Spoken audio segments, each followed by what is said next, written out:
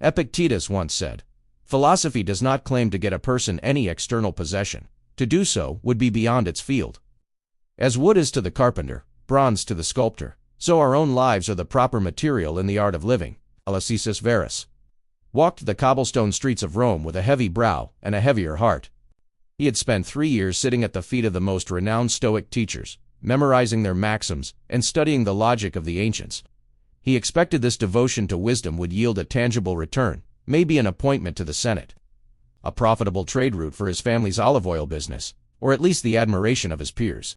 But instead, his business had suffered a poor harvest. His political rivals had outmaneuvered him, and his tunic was frayed at the edges. He felt cheated.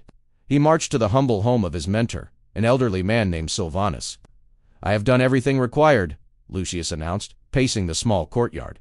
"I have practiced temperance. I have studied logic. Yet, I possess nothing. My neighbor, who knows nothing of virtue and spends his nights in excess, has just purchased a villa in Tiber. What is the use of philosophy if it leaves me with empty hands?" Silvanus didn't rise from his bench. He merely gestured for Lucius to follow him. "Come, let us walk to the district of the artisans." They walked in silence until the air grew thick with the smell of charcoal and hot metal. They stopped before the open workshop of a master bronzesmith. Inside, the smith was wrestling with a large, unyielding sheet of bronze. His face was streaked with soot, his muscles straining as he hammered the metal, forcing it to curve into the shape of a grand shield. "Watch him," Silvanus instructed. Lucius watched. The work was grueling. The metal was stubborn. The heat was oppressive. "Does the smith pray for the bronze to turn into gold?" Silvanus asked softly. Lucius frowned, confused. "Of course not. That is alchemy, not craftsmanship. He works with what is before him." "And if he finishes this shield perfectly," Silvanus continued, "does the shield suddenly sprout jewels? Does it grant him a title?" "No," Lucius said, his impatience rising. "It becomes a good shield. That is the point of the work." Silvanus turned to his student, his eyes sharp. "You, Lucius, are looking for gold where there is only the work of the hammer.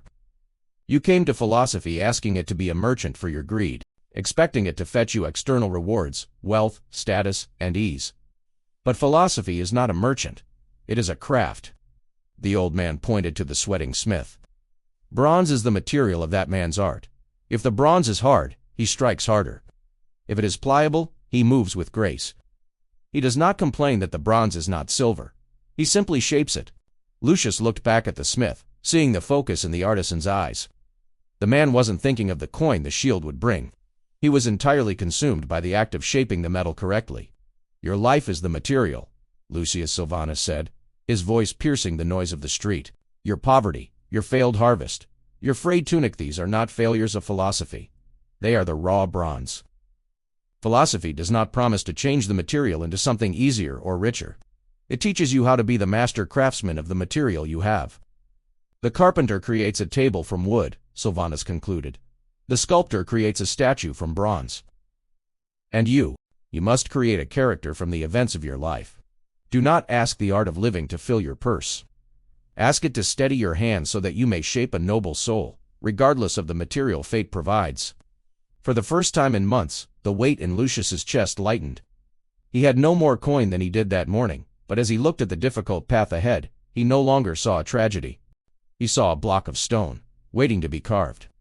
If this story connected with you, please like, comment, and subscribe for more content like this.